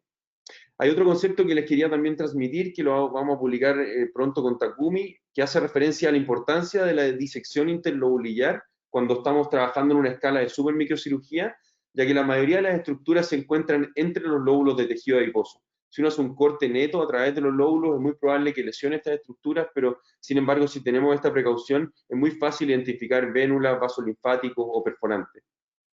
Y retomando el concepto de la anatomía del colgajo skip, saber que la rama superficial habitualmente es la que más utilizamos para colgajos de solo piel, la disección es más rápida y nos evitamos mayores problemas, mientras que la rama profunda es el vaso de elección cuando queremos hacer un colgajo quimérico. Acá tenemos un paciente con un defecto no muy complejo secundario a una cirugía vascular. Quería mostrarles este caso porque mediante ultrasonido pudimos identificar que la rama superficial estaba indemne y también marcar cuál era el eje de este vaso. podemos ver la rama superficial e incluso en la parte distal vemos su cabo distal como se coincide con el eje del vaso que habíamos marcado, y mediante un colgajo propeller podemos solucionar un defecto de ese tipo. Este otro caso que pudimos operar con Ginter antes de ir al fellow. El objetivo fundamental acá era mostrarles cómo un paciente con un doble recambio de rodilla, la verdad que el problema esencial se vuelve la identificación de vasos receptores, y esta era la forma en cómo diseñábamos el colgajo en ese tiempo. Lo que hicimos acá fue tratar de hacer una exploración y nos encontramos con esta gran cápsula fibrosa, prácticamente sin vaso identificable, pero mediante navegación intraoperatoria uno puede identificar una perforante muy pequeña con un flujo adecuado, la cual además tiene un match de calibre adecuado con respecto a un colgajo skip. Pudimos conectar la rama superficial, la vena concomitante y utilizar una vena subcutánea para aumentar el drenaje venoso. Y de esa forma se soluciona el problema con un colgajo que da buena cobertura estable y con mínima morbilidad. Y por otra parte, también el ultrasonido nos permite planificar colgajos de solo piel o los Pure Skin Perforators. En este caso, el ultrasonido de ultra alta frecuencia nos da mayor información porque, como sabemos, nos vamos a mover en el rango de alrededor de 10 milímetros o bajo eso. Y de esta manera uno puede ver el plano intradérmico de distribución del vaso, obteniendo colgajos muy delgados que son prácticamente como injertos de piel total vascularizados. Algo similar ha sido difundido por el grupo de Giuseppe Visconti, con la misma idea de poder mostrar cómo el ultrasonido de ultra alta frecuencia sí tiene ventajas comparativas para planificar este tipo de colgajo. Y estos son algunos casos que pudimos hacer en Japón junto con Takumi. Este es una paciente que ya se había hecho un skip de solo piel para cubrir una contractura del dorso de la mano posterior a una quemadura. Sin embargo, cursó con contractura de los 4 dedos y por lo tanto decidimos hacer un doble colgajo skip doble en una zona de ahora donde ya se había tomado un skip previamente. Acá vemos cuál es el defecto con exposición del paratenon, y se tratan de 2 colgajos pequeños con un solo películo para cada uno, de tal manera que uno logra resultados de este tipo con una cobertura estable y resolviendo el problema con mínima morbilidad. Y por otra parte, un caso bien ilustrativo, un paciente con una amputación distal de pulgar, se hizo una transferencia parcial del hallux, que además se combina con un colgajo que se denomina domino skip, cuyo objetivo fundamental es minimizar la morbilidad de la zona dadora del hallux. De esta manera se configuraron 2 islas de solo piel, con 2 perforantes que son perforantes cutáneas exclusivas y un segmento de hueso. Por lo tanto, acá tenemos el colgajo de hallux previo a su transferencia. Vemos un muy buen match luego de un mes de cirugía. Y acá está la morbilidad de la zona ahora, como se vuelve bastante más reducida en términos de preservar la longitud del dedo y además la cobertura cutánea estable. Finalmente, un breve comentario respecto al concepto de restauración linfática luego del trauma, a propósito de algunos casos que les quería mostrar. Sabemos que el espectro de cirugía linfática va desde supermicro, incluyendo la LVA profiláctica, hasta procedimientos macro como la liposucción o el procedimiento de Charles. Y en este intermedio encontramos el concepto de transferencia de vasos linfáticos vascularizados.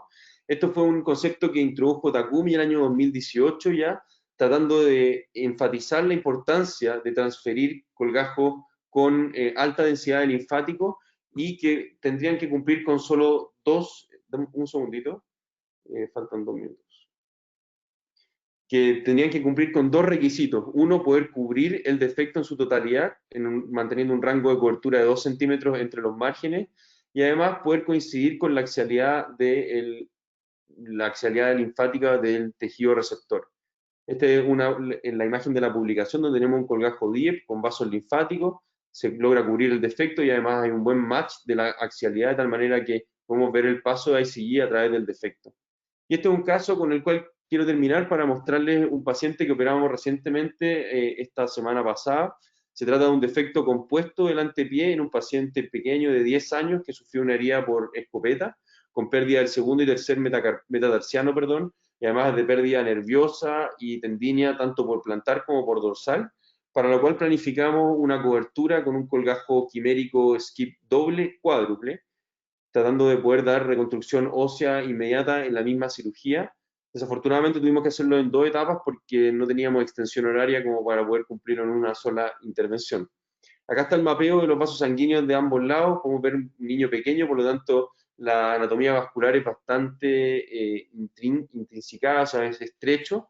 Y esta es la planificación que tuvimos de nuestro primer colgajo. La rama superficial la utilizamos para dar irrigación a la isla cutánea, la rama profunda para obtener irrigación del músculo sartorio, el cutáneo femoral lateral, y y un segmento de fascia lata. Acá está la exploración del defecto. Pudimos identificar la arteria y vena plantar medial, el cabo proximal del nervio plantar medial y el cabo distal, y además del tendón flexor digital común. Y acá les quiero mostrar cómo es muy interesante la exploración de la anatomía. Pudimos encontrar primero la rama superficial que va a irrigar la piel, la rama profunda, cómo se distribuye hacia la fascia, y da una rama perióstica que aquí no vamos a utilizar. Tenemos el músculo sartorio que coincide con nuestras marcas, hay una rama hacia el sartorio, y tenemos el nervio cutáneo femoral lateral con su rama respectiva, además de la fascia lata. Acá la disección se ha completado, podemos ver las distintas estructuras, y incluyendo el tronco común que nos va a dar irrigación a rama superficial y profunda. Esta es la elevación del colgajo con sus dos componentes, el tronco común con una arteria 0,8 y una vena 1,1 milímetros. Y acá está el inset, que lo explico brevemente. Conectamos el tronco común hacia la arteria y vena plantar medial, la emergencia que va a irrigar la piel, la rama profunda, acá está la anastomosis proximal nerviosa y distal, y acá pudimos reconstruir con esta especie de cilindro de fascia el tendón del segundo y el tercer tendón flexor. Ahí está la cobertura posterior a la cirugía.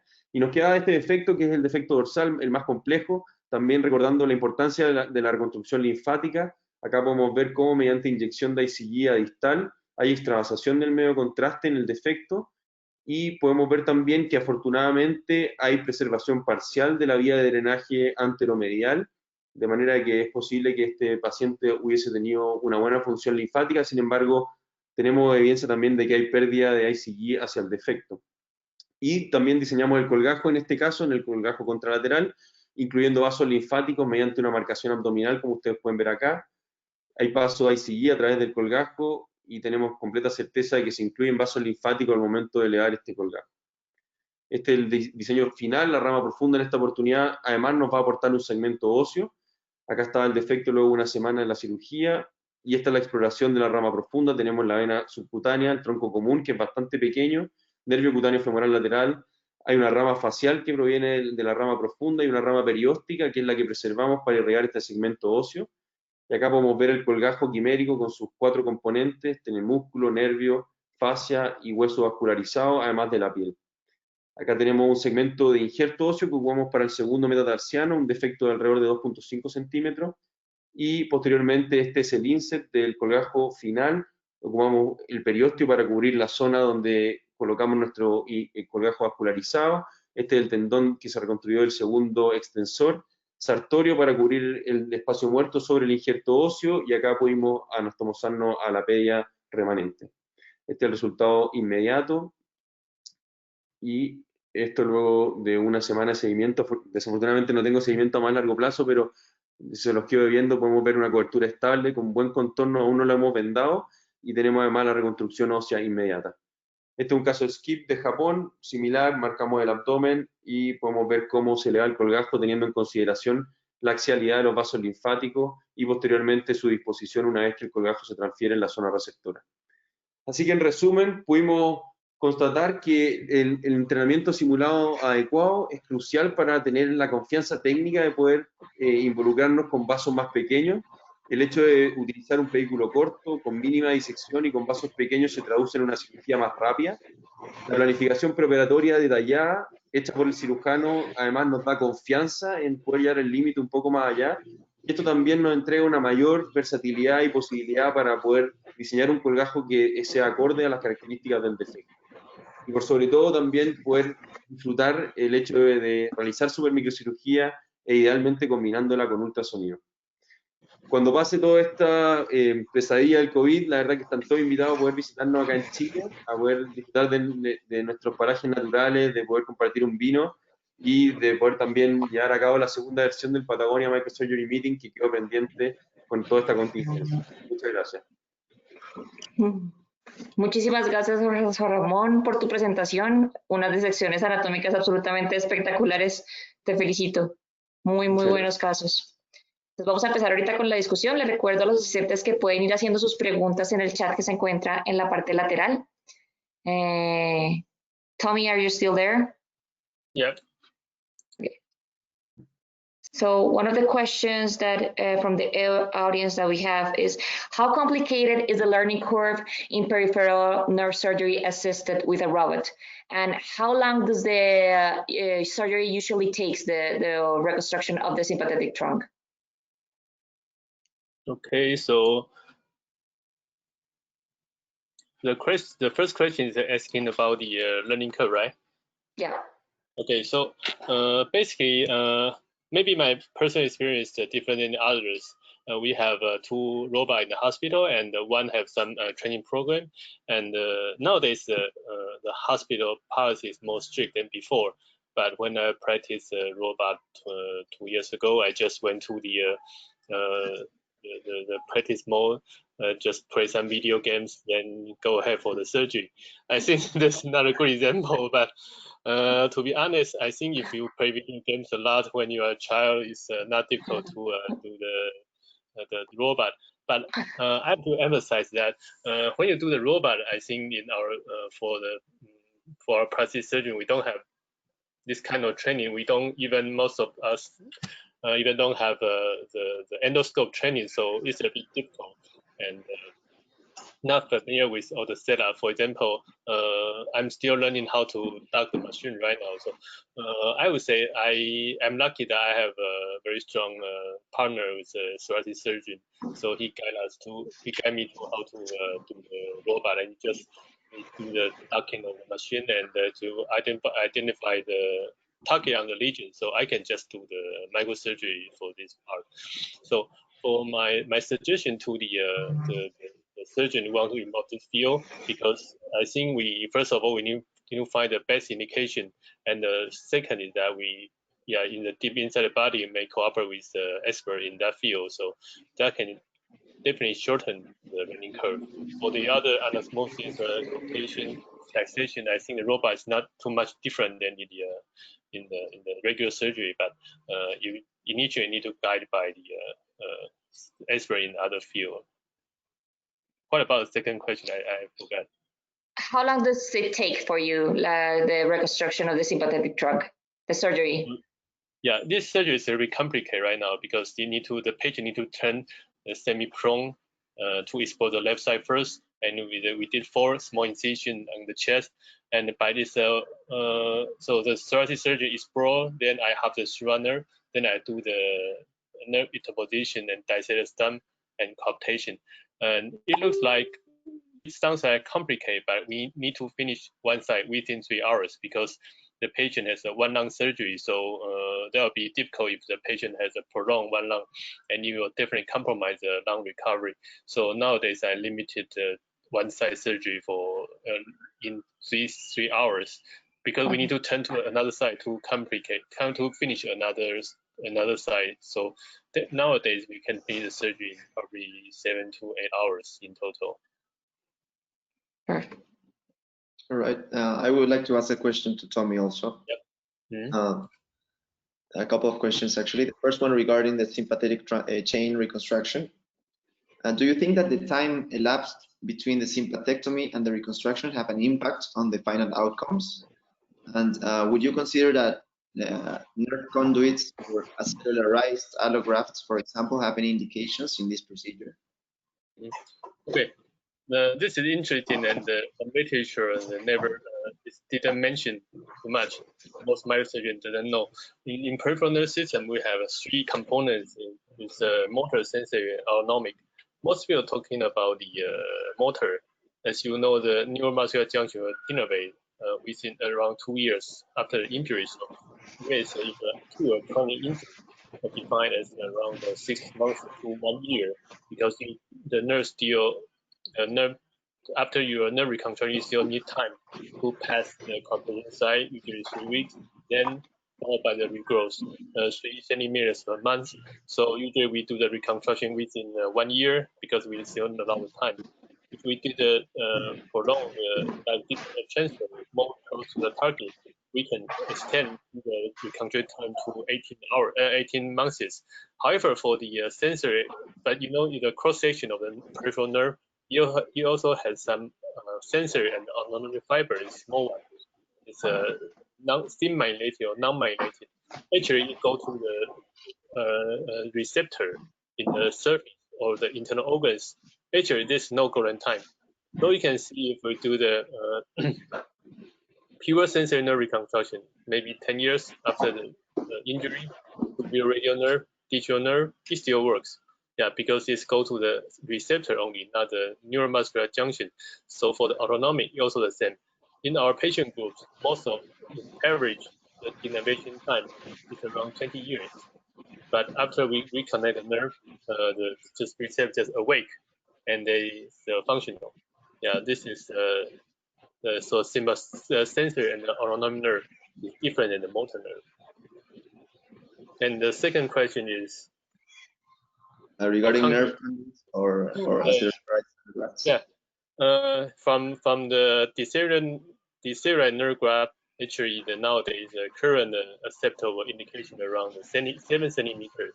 So if you see the product from Exogen, it's the maximum is 7 centimeters. It's good for the sensory, and I think it's also good for the autonomic because the construction, the structure of the motor, the sensory and autonomic are similar.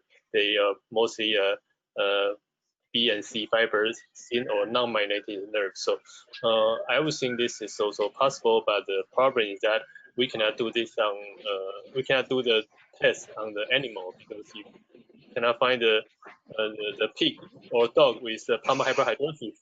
Also, it's difficult to intervene the sympathetic trunk in the animal. So there's no literature review we can as our reference, and also the patient may have only one chance. So they want to cooperate with us in that issue, but need to be very careful about that. So nowadays, I think still the runner is still the best choice. Okay. Thank you. Una pregunta para José Ramón. Tu práctica actual, ¿en qué porcentaje de pacientes usas el ultrasonido? Y para ti, ¿el ultrasonido ha reemplazado completamente el uso del Doppler sonido y del angiotac, o lo usas también como complemento? Sí, en la actualidad tratamos de ocupar ultrasonido color en prácticamente todos los pacientes. La verdad que nos da mayor certeza y nos demoramos poco. Angiotac tratamos de tenerlo también en prácticamente todos los pacientes si es que está disponible. A veces en el hospital público donde trabajo ahora hay un delay, por lo tanto si la reconstrucción va a ser pronto, puede que no llegue a tiempo, y en ese caso solamente ocupamos ultrasonido color y ultrasonido de superficie como para poder confirmar. Si tenemos los dos, creo que aún mejor, nos da una mayor referencia, específicamente cuando queremos analizar el curso de la perforante con mayor detalle. Creo que el angiotac es más rápido en ese sentido, como cuando queremos tener el mapeo del eje del vaso con precisión y poder definir también, en el caso del skip en particular, comparar la rama profunda con la rama superficial, poder tener una idea de eso. Creo que el ultrasonido color tiene ventajas que son incomparables.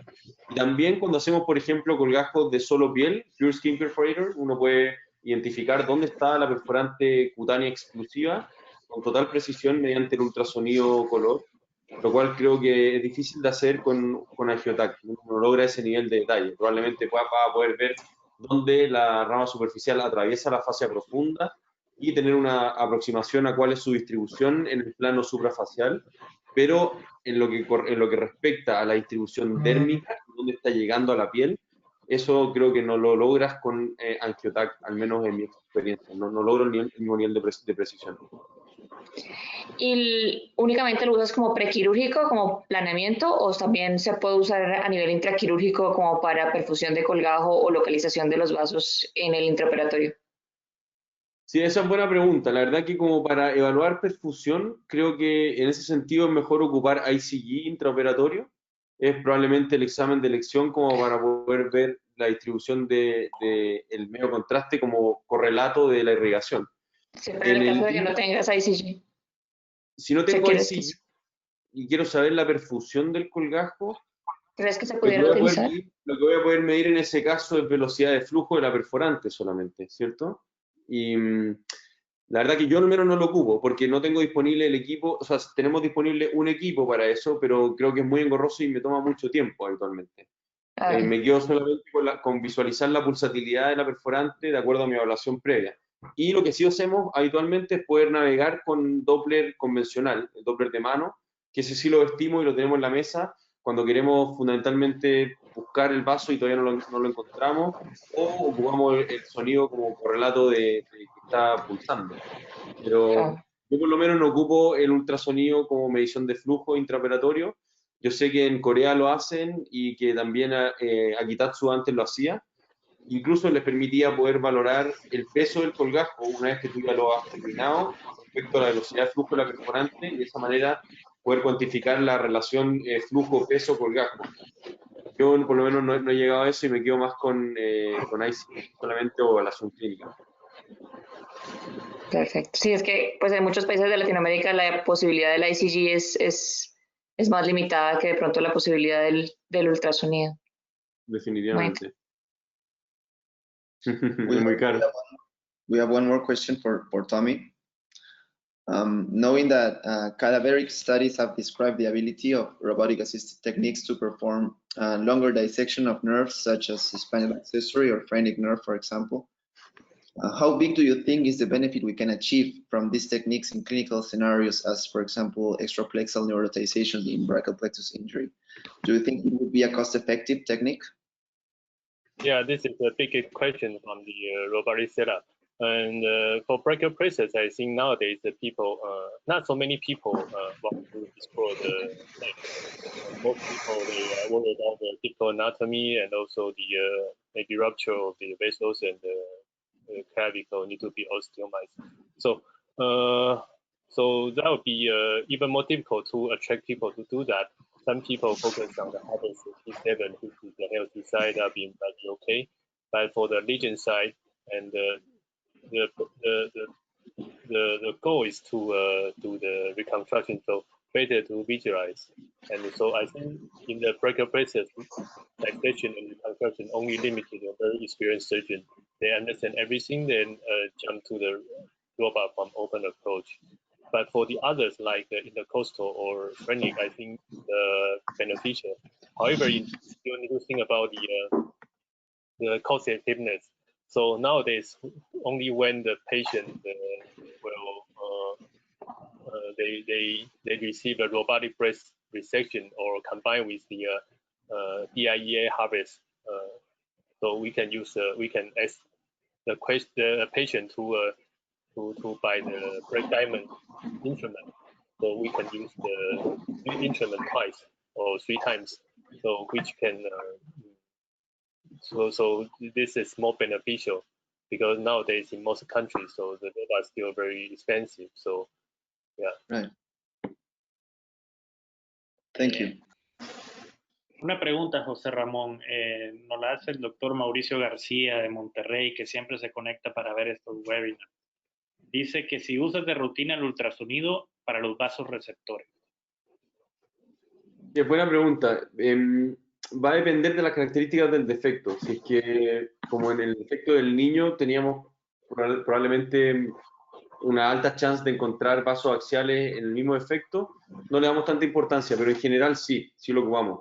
Y eso con el objeto de poder identificar si es que hay una perforante en el defecto mismo o adyacente al defecto y evaluar el flujo sanguíneo de esa perforante. En ese caso va a ser nuestro vaso de elección como primera entrada. Lo vamos a explorar y tenemos una alta chance de que si el flujo evaluado preoperatoriamente era bueno, sea pulsátil y nos permita ocuparla. Así que definitivamente sí lo hacemos. Ahora, si es que hay reconstrucciones más convencionales, por ejemplo, no sé, una reconstrucción mamaria, en ese caso, la verdad que no, o una reconstrucción de cabeza y cuello tampoco. Pero en extremidades en particular, en este minuto yo diría que sí, lo hacemos de regla. Definitivamente, nos salva tiempo y nos permite tener claridad de ocupar un vehículo más cortito, ir a la perforante y encontrarla ahí mismo. Muchas gracias. Bueno, agradecerles a todos los que están presentes con nosotros de manera virtual. Thank you very much, Tommy, for taking the time and being a lamb for one night. José, muchas gracias. Muchas gracias por la invitación. Gracias. Muchas gracias. De innovaciones, la doctora Susana Correa y Abraham, que esperamos tenerlos pronto de este lado del charco ya. Y queríamos invitar invitarlos también para el próximo 15 de julio a nuestro siguiente webinar, que es acerca de reconstrucción de cabeza y cuello y los desafíos estructurales faciales. Nos va a acompañar el doctor Christian Schabenholt de Argentina y el doctor J.W. Choi de Corea del Sur. Agradecerles nuevamente a todos y excelentes presentaciones. Muy agradecidos con todos. Muchas gracias por todo. Gracias por la invitación. Thank you, Tommy. Thank Take you. care. Thank you again. Thank you. Bye bye. Suerte ahora. Nos vemos. Chao, compadre.